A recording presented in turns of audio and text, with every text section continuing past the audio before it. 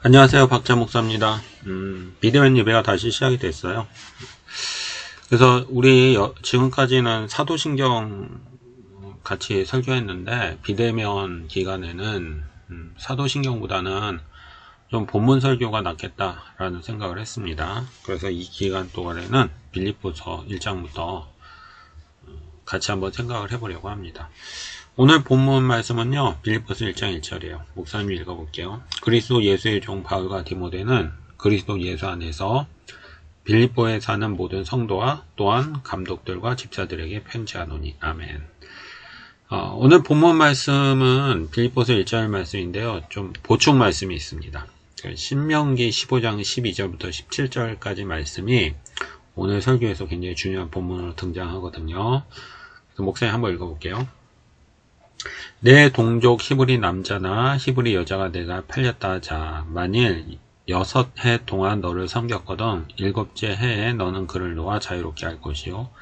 그를 놓아 자유롭게 할 때에는 빈손으로 가게 하지 말고 내 양무리 중에서와 타작 마당에서와 포도주 틀에서 그에게 후히 줄지니 곧 내 하나님 여호와께서 내게 복을 주신 대로 그에게 줄지니라. 너는 애굽 땅에서 종되었던 것과 내 하나님 여호와께서 너를 속량하셨음을 기억하라. 그것으로 말미암아 내가 오늘 이같이 내게 명령하노라. 종이 만일 너와 내 집을 사랑함으로 너와 동거하기를 좋게 여겨 내게 향하여 내가 주인을 떠나지 아니하겠노라 하거든 송곳을 가져다가 그의 귀를 문에 대고 뚫으라. 그리하면 그가 영구히 내 종이 되리라. 내 여종에게도 그와 같이 할지니라. 아멘. 그래요. 오늘은 빌립보서 1장 1절 말씀을 통해서 하나님께서 주시는 교훈들을 생각해 보려고 합니다. 오늘 본문을 통해서 우리가 첫 번째로 생각하고 싶은 교훈은요, 사도 바울의 정체성이에요. 사도 바울은 자기 자신을 예수님의 종이라고 생각했습니다 하는 것이에요. 여러분 생각해보면 사도 바울은 자신에 대해서 설명할 것이 굉장히 많은 사람이었어요. 그는 무엇보다도 사도였죠. 사도란 오늘날의 가톨릭의 교황 정도의 위치로 가장 권위 있는 사람, 당시 교회에서 가장 권위 있는 사람이었어요. 혹은 그는 바리새인 중에 바리새인이었고 또 가장 많이 배운 사람이었어요. 성경에 보면 가말리아의 수하에서 배웠다 이렇게 이야기하는데 당대 최고의 학식을 가진 사람에게 배운 사람, 오늘로 따지면 세계 최고의 명문대를 나온 사람 정도라고 이야기할 수 있겠죠. 그러니까 사도 바울은 자기 자신에 대해서 설명할 것이 굉장히 많은 사람이었어요. 그럼에도 불구하고 그는 자기 자신을 설명할 때 오늘 본문에서 예수님의 종 바울이다 이렇게 이야기를 하고 있는 것이죠. 오늘 본문을 통해서 첫 번째로 생각하고 싶은 교훈이 이거예요. 사도 바울은 자기 자신을 예수님의 종이라고 생각했습니다 하는 것이죠. 그렇다면 사도 바울이 예수님의 종이라고 했을 때 예수님의 종이라는 말의 의미가 뭘까요? 성경에서는요, 종이라고 할 때 적어도 세 가지의 의미가 있습니다. 첫 번째는 일반적 의미의 종이에요. 우리가 종이라고 할 때 일반적으로 사용하는 그 의미들 있잖아요. 그런 의미예요. 과거에 신분제도가 있을 때 주인이 있고 종이 있고 그때 그 종은 주인이 원하는 대로 해야 되고 그런 의미에서의 가장 일반적인 종이죠. 그리고 두 번째는 성경에만 등장하는 굉장히 독특한 종인데 하나님의 종이라는 개념이에요. 구약에서 보면 위대한 하나님의 사람들을 설명할 때 하나님의 종이다 이렇게 설명을 합니다. 그래서 모세나 여호수아나 다윗과 같은 사람들을 하나님의 종이다 이렇게 이야기를 하죠. 여기서 말하는 종이란 첫 번째 의미에서의 종이란 의미가 아니라 대리자 정도의 의미를 가지는 것 같아요. 그러니까 하나님의 종이라는 것은 하나님의 대리자 모세, 하나님의 대리자 여호수아 뭐 이 정도의 의미가 있는 것이죠. 그리고 세 번째 좀 독특한 종이 있는데요. 스스로 종되기를 선택한 겁니다. 그래서 오늘 보았었던 그 신명기 말씀이에요. 신명기 말씀을 보면 이래요. A라는 사람이 있고 B라는 사람이 있습니다. 근데 A라는 사람이 빚을 졌는데 빚을 갚지 못했어요. 그래서 B라는 사람에게 팔렸습니다. 그러니까 노예가 된 거죠. 빚을 갚지 못했으니까 노예가 되어서 자기의 빚을 갚아라 이렇게 된 겁니다. 근데 이 노예가 된 A는 평생 노예로 사는 것이 아니라 7년째가 되면 다시 자유인이 될 수가 있어요. 그것이 이제 이스라엘이 가지는 어떤 법이에요. 그러니까 6년 동안은 노예로 살더라도 어쨌든 7년째는 자유인이 된다는 것이죠. 그런데 이 7년째 되었을 때 굉장히 특별한 선택을 하는 사람이 있습니다. 이 종들 중에서 7년째가 되었을 때 자유인이 되는 것이 일반적인데 그 중에서 매우 특별한 사람은 내가 계속 종을 하겠다 이렇게 선택하는 사람이 있다는 것이죠. 16절에 보면 그렇게 선택을 하는 거예요. 왜요? 주인이 자신을 종처럼 대하는 것이 아니라 아들처럼 대하고, 그리고 자기 자신이 생각해 보았을 때 이 주인 밑에서 종으로 사는 것이 스스로 자유인이 되는 것보다 훨씬 더 자기에게 유익하다고 선택을 하는 것이죠. 그래서 이 사람은 7년째가 되었을 때도 자유인이 되는 것이 아니라 스스로 종이 되는 것을 선택하는 것이죠. 이게 그 구약에 등장하는 굉장히 독특한 스스로 종된 자라는 개념입니다. 자, 봐요. 사도 바울은 스스로를 종이라고 생각했어요. 근데 종이라는 의미는 성경에서 적어도 세 가지입니다. 첫 번째는 그냥 우리가 생각하는 일반적인 종. 사도 바울이 그렇게 자기 자신을 생각했을까요? 물론 그럴 수도 있지만 충분하지 않은 것 같아요. 두 번째는 여호와의 종이라는 의미예요. 여호와의 대리자라는 의미죠. 사도 바울이 그렇게 생각했을까요? 물론 그럴 수 있겠지만 충분하지 않은 것 같아요. 우리는 사도 바울이 이 세 번째 종의 의미를 가지고 스스로를 표현하고 있다는 거죠. 내가 자유인이 될 수도 있는 사람이지만 나는 하나님의 종으로 사는 것이 나에게 더 유익하다는 것을 내가 알기 때문에 나는 스스로 예수 그리스도의 종이 되어서 살아가는 사람입니다. 라고 사도 바울이 자기 자신을 인식하고 표현하고 있다는 것이죠. 적용해 봅시다. 여러분, 오늘 우리는 어때요? 우리가 예수 그리스도의 자녀가 되었을 때, 믿음이 있을 때 우리는 선택할 수 있어요. 예수님을 믿기 이전에 우리는 스스로가 주인이 되어서 스스로가 원하는 삶을 살아갔습니다. 그러나 예수님을 우리가 믿을 때 예수님이 주인된 삶을 살 수도 있고, 그리고 여전히 내가 주인된 삶을 살 수도 있어요. 오늘 우리에겐 두 가지 길이 있는 것이죠. 오늘 우리는 어떤 길들을 가지고 가고 있습니까? 많은 사람들은 자기 자신이 주인된 삶이 더 좋은 것이고 유익한 것이라고 생각해요. 그러나 정말 그런가요? 여러분, 하나님은 모든 것을 하실 수 있는 분이에요. 그러나 우리는 아주 작은 것만을 할 수 있습니다. 하나님은 과거, 현재, 미래를 모두 아시는 분이에요. 그러나 우리는 과거의 일부, 현재의 일부, 그리고 미래의 아주 일부만을 알 뿐이죠. 그렇다면 누가 주인된 삶이 우리에게 유익하겠습니까?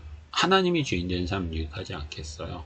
그래서 우리는 하나님이 주인된 삶을 살아가는 것이지만 그것이 억지로 어쩔 수 없이 살아가는 것이 아니라 하나님이 주인 되었을 때 내 삶이 더 복되다는 것을 알기에 인격적으로 기쁘게 하나님이 주인이시고 나는 종입니다 하는 삶을 살아가는 것, 그게 그리스도인의 삶입니다. 오늘 여러분들이 한번 생각해 봤으면 좋겠습니다. 누가 주인일 때 여러분들의 삶이 정말 복될 수 있을까요? 여러분 자신입니까? 하나님입니까? 하나님이 주인이실 때 여러분의 삶들이 복될 수 있어요. 그러므로 여러분이 주인인 삶이 아니라 하나님의 주인 되심을 선택하고 그것들을 위해서 살아갈 수 있는 저와 여러분이 될 수 있기를 바랍니다.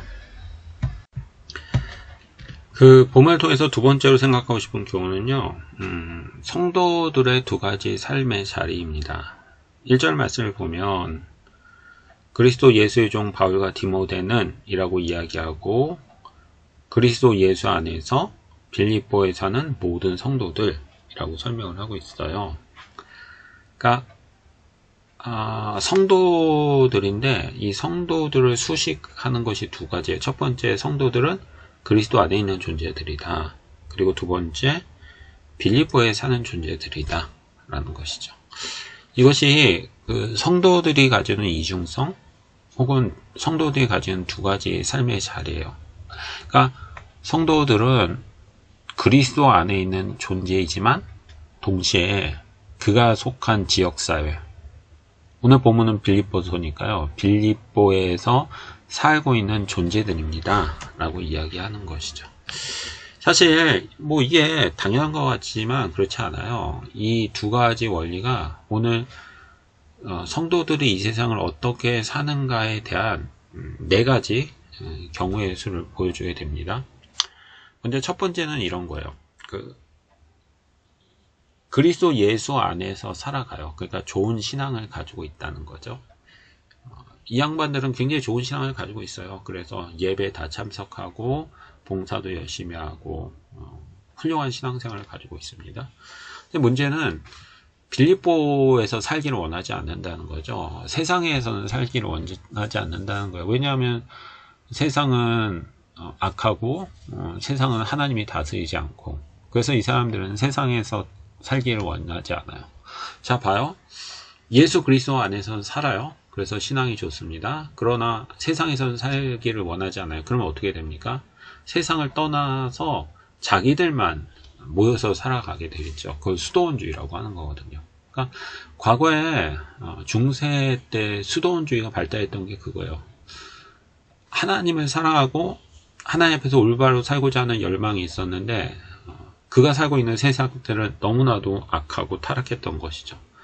그래서 차라리 그 세상을 떠나서 올바로 살고자 하는 사람들끼리 모여서 사막이나 산에 공동체를 형성했던 겁니다. 그게 바로 수도원주의라는 것이거든요. 첫 번째요. 그리스도인의 삶의 모습은 첫 번째로 이런 수도원주의로 나타날 수 있습니다. 라는 것이죠. 그리고 두 번째는요. 이 동화주의라는 건데 이 사람들은 수도원주의랑은 정반대의 사람들이에요. 첫 번째, 이 사람들은 기독교 신앙은 가지고 있지만 예수님 안에서 살아가지 않아요. 그냥 신앙만 있을 뿐 삶의 모습들 속에서는 전혀 예수님의 모습들이 드러나지 않습니다. 그래서 그냥 주일날 예배 한 번 정도지 다른 신앙의 활동은 없죠. 그 대신 세상에서는 굉장히 잘 살아가요. 세상에서는 세상의 방법대로 세상의 사람들과 어울리면서 잘 살아갑니다. 이 사람들은 그리스도인이지만 그리스도인의 모습이 없고 비그리스도인과 별다른 모습의 차이가 없어요. 그래서 그 사람이 스스로 내가 기독교인입니다 혹은 교회 다닙니다 라고 말하기 전에는 그가 기독교인인지를 누구도 알 수 없죠. 왜냐하면 세상에 완전히 동화되었기 때문이에요.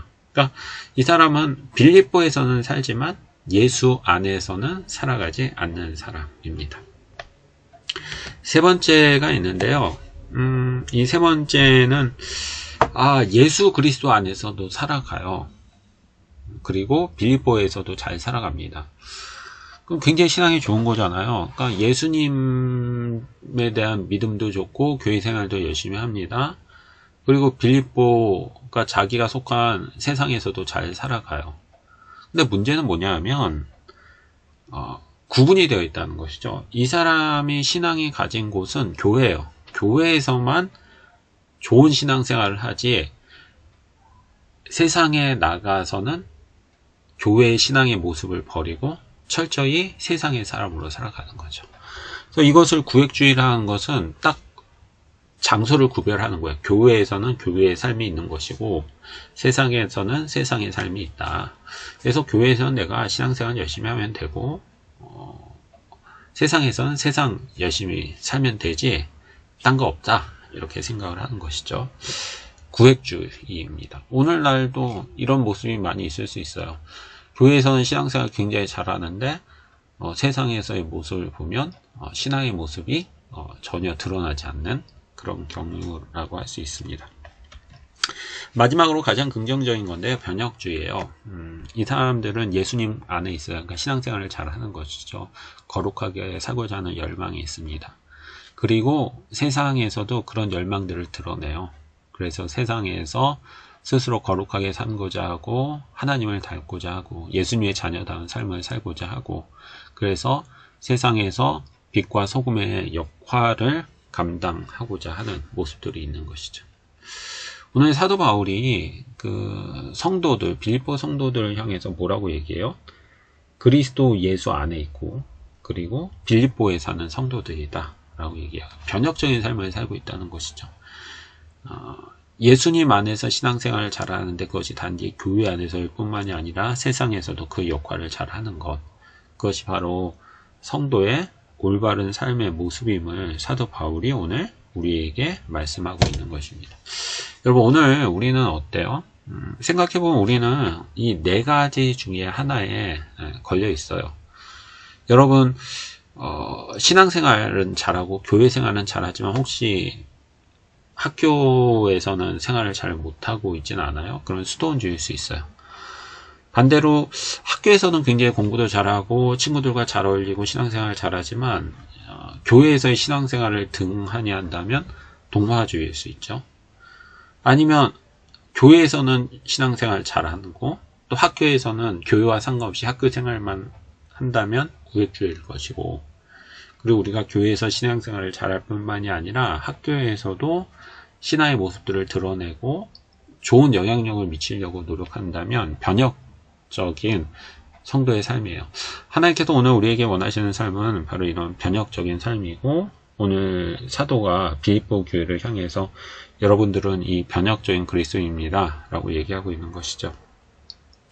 오늘 우리가 어떤 모습들 속에서 신앙생활을 하고 있는지 생각해 보았으면 좋겠습니다. 우리가 무엇보다도 교회에서 예수님 안에서 신앙생활을 잘했으면 좋겠어요. 그리고 그것이 교회에서만 끝나는 것이 아니라 학교에서도 우리의 가정들 속에서도 그 모습들이 드러나서 하나님께서 기뻐하시고 하나님께서 원하시는 그런 신앙의 모습들을 가질 수 있는 저와 여러분이 될 수 있었으면 좋겠습니다. 기도할게요. 하나님 감사합니다. 저희들 비록 여러 가지 상황으로 인해서 대면 예배는 드리지 못했지만 이렇게 비대면이라도 하나님의 말씀을 듣게 하시니 참 감사합니다. 하나님, 우리 아이들 무엇보다도 자신의 정체성이 예수 그리스도의 종임을 아는 아이들 되게 하여 주시옵소서. 스스로 주인된 삶이 주는 만족보단 하나님께서 종된 삶을 살아갈 때 우리의 인생이 만족하고 참된 복이 있음을 깨닫고 그것을 쫓아가는 아이들 될 수 있도록 도와주시옵소서. 또한 우리 아이들 변혁적인 그리스도인 되기를 원합니다. 교회에서 예수 그리스도 안에서 신앙생활을 올바로 하게 하시고, 그리고 뿐만 아니라 학교에서 가정에서도 그런 삶의 모습들이 드러나서 그의 신앙들로 인해 세상의 빛과 소금의 역할들을 감당할 수 있는 우리 아이들 될 수 있도록 도와주시옵소서. 하나님, 이제 기말고사 끝나고 방학들 준비해야 되는 시간들 속에 있습니다. 우리 아이들에게 지혜 주셔서 잘 준비하고 좋은 긍정적인 결과도 있을 수 있도록 도와주시옵소서. 감사합니다. 모든 말씀 예수님의 이름으로 기도드렸습니다. 아멘. 예배를 마치도록 하겠습니다.